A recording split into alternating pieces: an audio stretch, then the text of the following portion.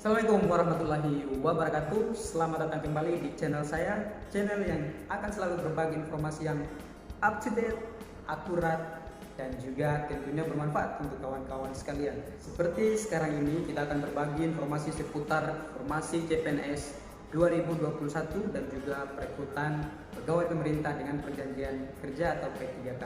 Oleh karena itu, untuk kawan-kawan semua yang ingin mengupdate terus informasinya dan tidak mau ketinggalan informasi seputar formasi CPNS 2019 dan juga perekrutan P3K atau pegawai pemerintah dengan perjanjian kerja, maka Anda wajib mendukung channel ini dengan cara like, comment, dan subscribe. Tema kita pada kesempatan kali ini adalah, benarkah Menpan RB meniadakan atau menghapus formasi CPNS 2021 khusus untuk formasi guru atau para sarjana pendidikan? Ini akan kita jawab beberapa menit ke depan. Oleh karena itu, tetap stay tune di channel ini.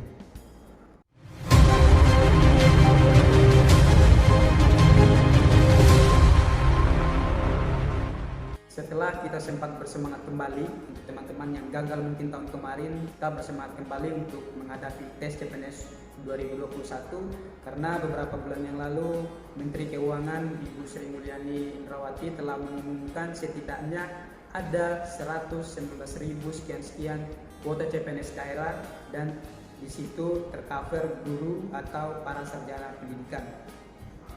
Atau dengan kata lain, akan dibuka juga formasi untuk keguruan. Namun kabar duka di akhir 2021 ya, kemarin melalui konferensi pers, keterangan pers Menpan RB, karena melalui keterangan pers yang disampaikan langsung oleh Sekretaris BKN Bima Arya Wibisana mengatakan bahwa penerimaan atau formasi CPNS tahun 2021 itu ditiadakan untuk formasi guru dan dialihkan ke formasi pegawai pemerintah dengan perjanjian kerja. Oke, mungkin untuk lebih jelasnya kita simak saja langsung keterangan pers melalui live streaming kemarin yang disampaikan oleh Menpan RB melalui Bima Arya Wibisana, Sekretariat PKN. Langsung saja kita cek video ini. Kemudian, apakah ada penerimaan guru CPNS? Sementara ini, Bapak Menpan, Bapak Mendikbud, dan kami sementara ini sepakat bahwa untuk guru itu akan beralih menjadi P3K. Jadi bukan CPNS lagi. Ke depan mungkin kami tidak akan menerima guru dengan status CPNS, tapi pegawai pemerintah dengan perjanjian kerja.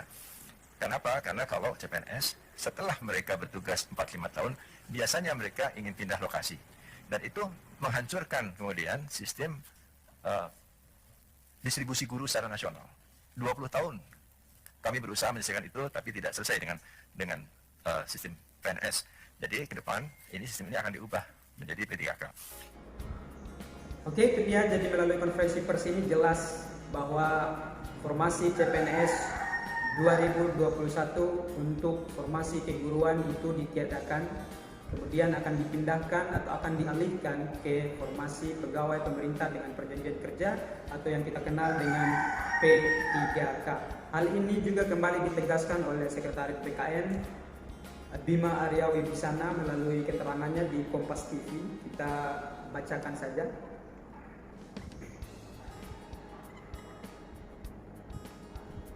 Jadi Jakarta, Kompas TV, Kepala Badan Kepegawaian Negara ya, bukan sekretaris tadi, mohon maaf. Kepala Badan Kepegawaian Negara PKN Bima Arya Wibisana mengatakan tidak ada lagi penerimaan guru lewat seleksi CPNS. Bima menyebutkan pemerintah sepakat mengalihkan pengangkatan guru melalui perekrutan pegawai pemerintah dengan perjanjian kerja. Kami sepakat bahwa untuk guru itu akan beralih menjadi P3K, jadi bukan CPNS lagi. Ke depan kami tidak akan menerima guru dengan status CPNS, tapi pegawai pemerintah dengan perjanjian kerja, kata Bima dalam konferensi pers. Jadi ada yang kita highlight di sini. Bima Arya Wibisana ini mengatakan bahwa ke depan kami tidak akan menerima guru dengan status CPNS. Artinya mulai tahun 2021 dan rekrutmen seterusnya di tahun-tahun berikutnya, kemungkinan besar formasi CPNS tidak akan ada lagi. Semua akan dialihkan ke P3K. Jadi oke, kita lanjut lagi. Menurut Bima, perekrutan guru sebagai P3K akan membantu pemerintah menyelesaikan persoalan distribusi guru secara nasional.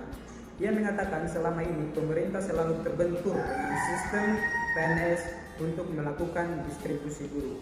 Karena kalau CPNS setelah bertugas 4-5 tahun biasanya mereka ingin pindah lokasi, dan itu menghancurkan sistem distribusi guru secara nasional.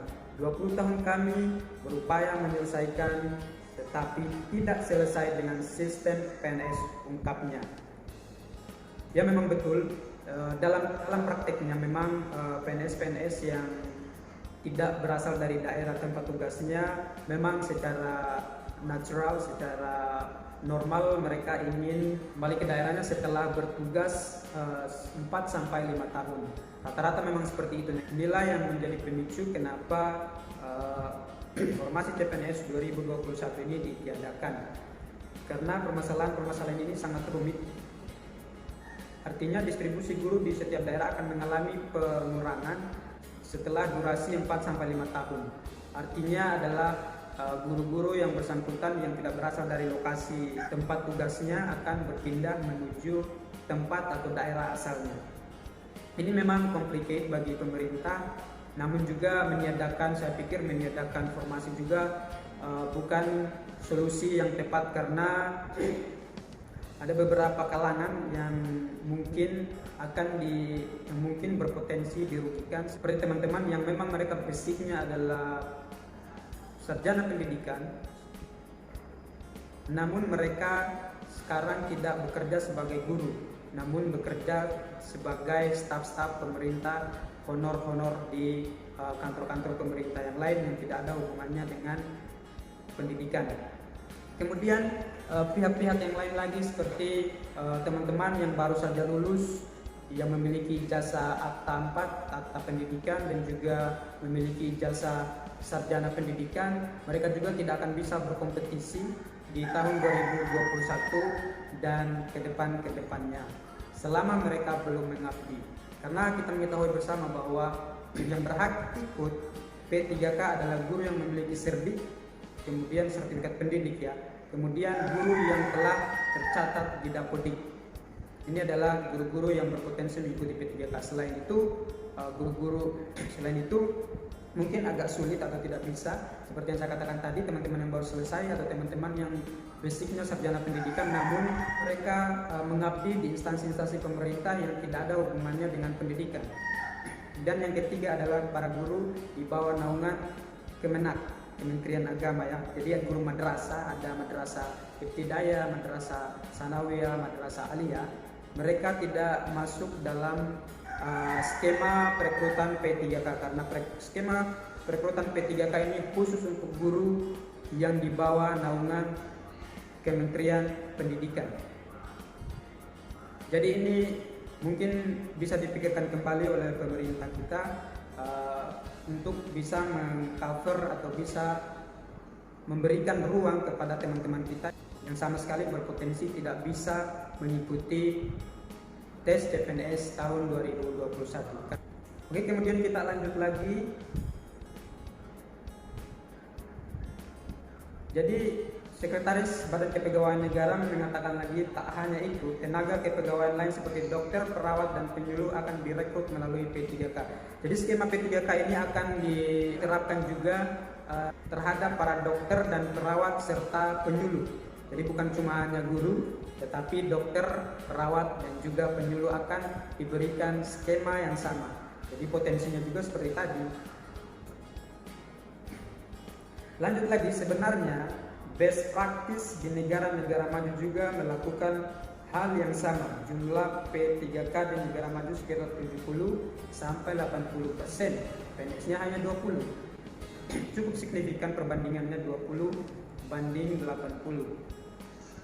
Di 2021, Bima mengatakan pemerintah berencana menggelar tes pengangkatan P3K bagi 1 juta guru honorer. Sangat disayangkan sekali 1 juta pengangkatan untuk guru P3K, namun guru-guru di bawah naungan Kementerian Agama tidak tercover dalam sistematika ini. Tapi berdasarkan info yang kita peroleh juga kemarin bahwa kalau tidak salah ini Kepala GT HMK Kementerian Agama itu telah menyurat kepada Menteri agar supaya mengalokasikan juga formasi untuk guru-guru yang bernaung di bawah Kementerian Agama, para guru-guru madrasah. Karena kalau bicara guru sebenarnya semua sama, bukan hanya guru-guru di bawah Kementerian Pendidikan yang telah mengabdi belasan tahun. Di madrasah pun ada guru-guru yang sudah mengabdi sampai belasan tahun. Jadi mungkin bisa dipikirkan kembali oleh pemerintah agar bisa mengcover atau guru baik yang di bawah naungan Kementerian Pendidikan maupun Kementerian Agama. Oke, jadi itu saja yang bisa kita share pada kesempatan kali ini. Sebelum kita akhiri videonya, untuk kawan-kawan yang baru lihat atau baru datang atau baru visit, baru berkunjung di channel ini, mungkin bisa meluangkan waktunya untuk menekan tombol subscribe untuk mendukung channel kita agar kita lebih aktif lagi untuk selalu berbagi informasi yang terupdate, akurat, dan tentu bermanfaat untuk kita semua. Oke, saya akhiri. Assalamualaikum warahmatullahi wabarakatuh dan see you in the next video.